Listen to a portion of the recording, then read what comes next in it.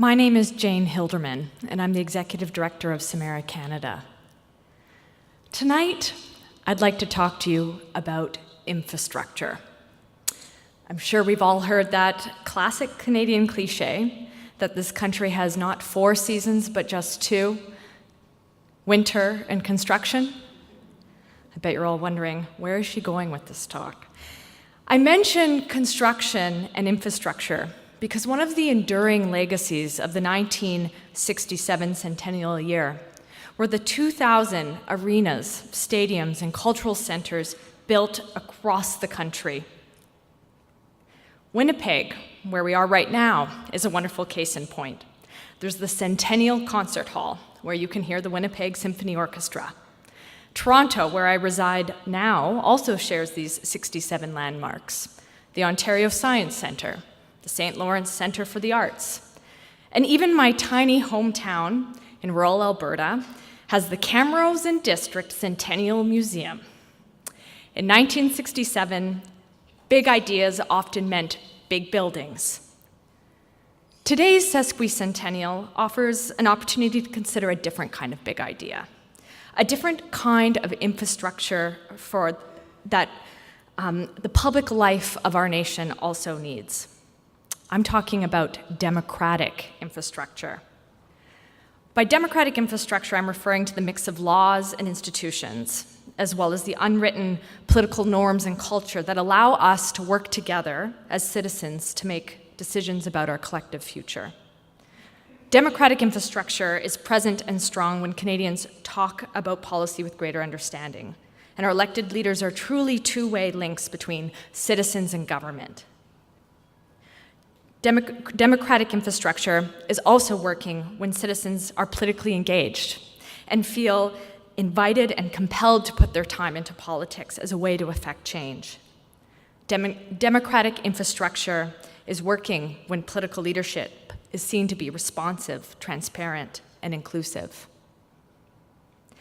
Thinking about democracy as a form of infrastructure also reminds us that, like any physical building without regular maintenance, our democracy can face a metaphorical leaky roof that spells problems for the foundation.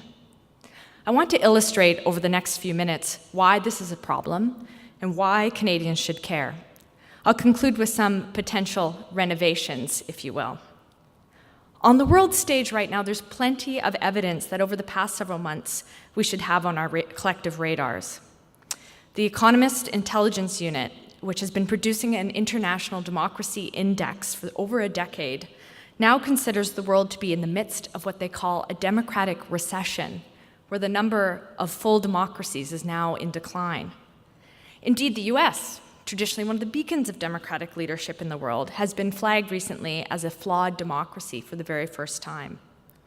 It turns out that tipping point towards trouble can come faster than many expected. So what about us? What about Canada? Samara Canada, which is a national nonpartisan charity dedicated to reconnecting citizens to politics, has been investing in research over the past several years to illuminate precisely how well our democracy is doing. Specifically, Samara has focused on 3 elements: communication, participation, and leadership. Or in other words, how do Canadians talk, act, and lead? The results of this research reveal both strengths and weaknesses. There is a vibrancy to Canadians' political discussion. More than 2/3 of Canadians have reported that they've discussed politics in the past year, and typically face-to-face. A similar rate say that a political party, candidate, or MP has reached out to contact them in turn. How meaningful this outreach is, it's hard to gauge, but it is positive that we're sort of seeing hands reaching out to either side.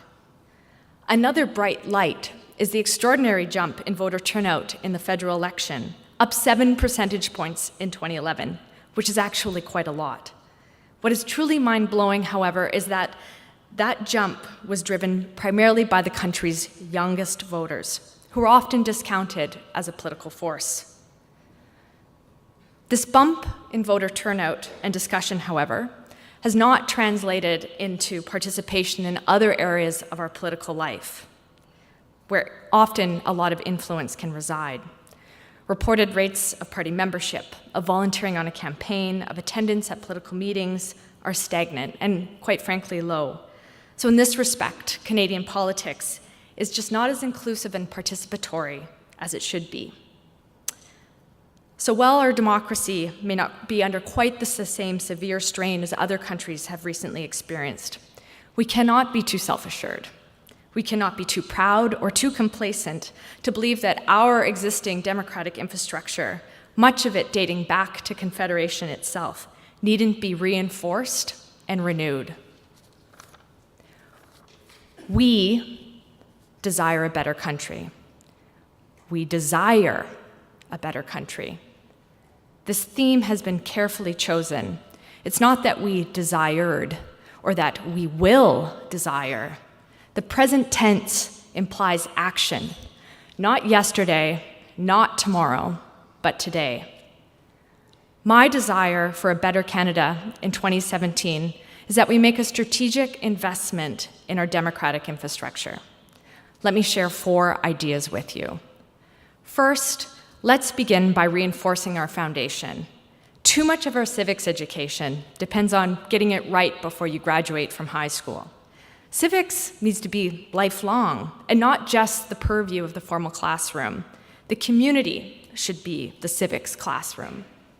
Second, public consultations should be an empowering invitation in the year 2017. Yet too often they underdeliver on their potential.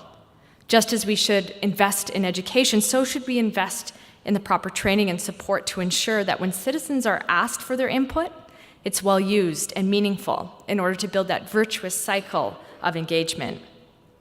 Third, we need to think about the aesthetics of our democratic infrastructure in the form of greater civility. Our political leaders and parties can take some leadership by de-escalating, to put aside the jabs and the negative ads. We need new norms and rules that will restore respect to politics. Fourth, and finally, we need to ensure that our democratic structures distribute that load rather than rely largely on just that one central pillar or just that one leader. We have better decision-making in the long run when many voices shape outcomes, especially if these voices bring forward different perspectives and identities. So just like our physical communities, building a better democracy takes a long-term vision with intentional investments and upkeep. And when it's done well, we'll have invested in the public life of our country in a way that is bigger than any one hockey rink or any one concert hall. Not least because that democratic infrastructure really and truly belongs to all of us. Together, let's make a stronger, more vibrant democracy our desire in 2017 and for the next 150 years in Canada. Thank you.